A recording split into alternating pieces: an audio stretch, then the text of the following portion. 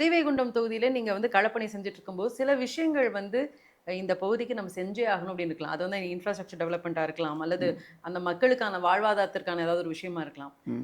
அந்த மாரி விஷயங்கள் உங்க மனசுல இருந்திருக்கும். இப்ப இந்த 50 நாள்ல அதுல எதெல்லாம் உங்களால செய்ய முடிஞ்சது? அல்லது அத செய்யறதுக்கான என்னென்ன முன்னெடுப்புகள்லாம் நீங்க இப்போ எடுத்திருக்கீங்க? முதற்கட்டமா மெயினா அந்த தாமிரபரணி எல்லாருக்குமே தெரியும். அது வந்து இன்ன வரையும் கடல்ல வீணா தான் கிடக்கு. இது எல்லாரோட கஷ்டம். ஏன்னா, அதோட பெரிய கஷ்டம் என்னன்னா, அவ்வளோ பெரிய தாமிரபரணி தண்ணி ஓடியுமே எங்க ஊர் சைடுல யாருக்குமே குடி தண்ணி பிரச்சனைக்கு பெரிய தீர்வு இல்ல.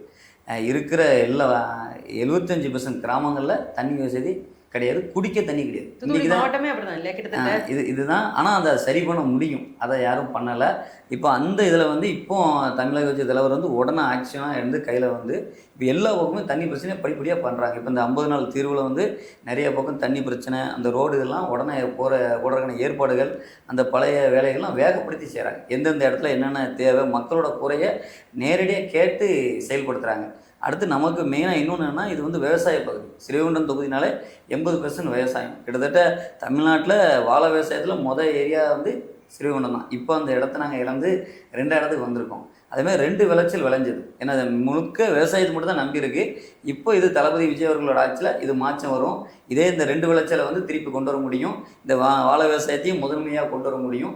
அதுபோக தொழில் நகரத்தில வந்து எதுவுமே கிடையாது. ஸ்ரீவைகுண்டம் தொகுதினாலே ஒரு 10% கூட தொழில் வளர்ச்சி கிடையாது. எல்லாருமே நீங்க ஸ்ரீவைகுண்டத்த விசாரிச்சாலே தெரியும். முழுக்க முழுக்க வெளி மாநிலங்கள நம்பி தான் என்ன பண்றாங்க? இருக்காங்க. அந்த நிலை மாறுறதுக்கான முன்னேற்பாடுகள பூரா இப்போ பண்றாங்க. ஒரு நம்பிக்கை பிறந்திருக்கு. மெயினா இந்த 50 நாள்ல ஒரு நம்பிக்கை இதுக்கு மேல நடந்துரும். அடுத்து அடிப்படை தண்ணி பிரச்சனைய மிக மிக கவனமா அந்த அதிகாரிகள் வேகமா பார்க்குறாங்க. அது ஒரு பெரிய தீர்வா இருக்கு. மீதி தளபதி அவர்கள் அறிவிச்ச திட்டங்கள்லாம் உங்களுக்கு தெரியும். வாழை சிறப்பான சாகுபடி கூட அது ஏற்றுமதி பண்றதுக்கான ஒரு திட்டம் கூட இங்கேருந்து நம்ம இம்போர்ட் பண்ணணுங்கிற மாரியான ஒரு விஷயம் கூட பேசியிருந்தாங்க ஆமா, இல்லையா ஆமா. அந்த சமீபத்தில? மாரி நெறைய விஷயங்கள உருவாக்கியிருக்காங்க. மெயினா என்னன்னா, இங்க இந்த வாழை விவசாயத்த வந்து மேன்மைப்படுத்துறதுக்கு ஒரு ஒரு கூடம் கூட கிடையாது. அதாவது அந்த பொருள மதிப்பு கூட்டுறதுக்கான ஒரு தொழிற்சாலையும் இல்ல. அ அந்த நெல்லு தான் விளைச்சல். அந்த நெல்ல பார்க்குறதுக்கு இன்ன வரையும் ஒரு இது கிடையாது. எல்லா ஊர்லயும் நீங்க கேள்விப்பட்டிருப்பீங்க. அதேமாரி நம்ம ஊர்ல இன்ன வரையும் அந்த நெல்லுக்கான ஒரு கூடகம் ஒரு பெரிய அளவுல இல்ல. ஆனா அதுக்கான ஏற்பாடுலாம் இப்போ எல்லாமே ரெடி ஆயிட்டாங்க.